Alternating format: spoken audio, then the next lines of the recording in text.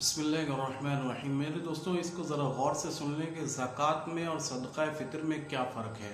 देखिए, ज़कात में माल के ऊपर साल गुजरना पूरा शर्त है, उसके बाद ज़कात फ़र्ज होती है, जबकि सदक़ा फ़ितर में माल के ऊपर साल गुजरना शर्त नहीं है पूरा।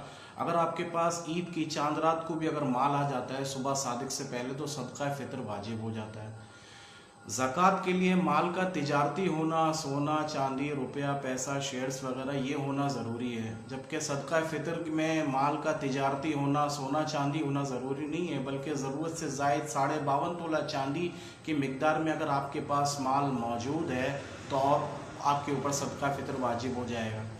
ज़कात के लिए माल का नामी होना और बढ़ने वाला होना भी शर्त है, जबकि सदका फ़ितर में माल का नामी होना और बढ़ने वाला होना शर्त नहीं है। आसान मिसाल, एक घर ऐसा है जिसको आपने तिजारत के लिए नहीं रखा हुआ, किराए पे नहीं चढ़ाया हुआ, बस वो ज़रूरत से ज़ायद आपके पास वैसे ही पड़ा हुआ है और उस पर सदका फ़ितर तो आएगा, लेकिन ज़कात में उसको शुमार नहीं किया जाता।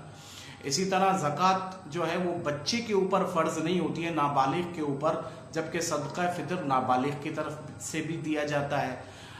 माल अगर मालदार है, बच्चा अगर मालदार है तो उसके ऊपर ज़कात फ़र्ज़ नहीं है। अगर बच्चा मालदार है तो उसी के माल में से जो है वो सदका फ़ितर देना वाजिब होता है, जबकि ज़कात फ़र्ज़ नहीं होती है। तो ये कुछ फ़र्क है माल, सदका फ़ितर और ज़कात में।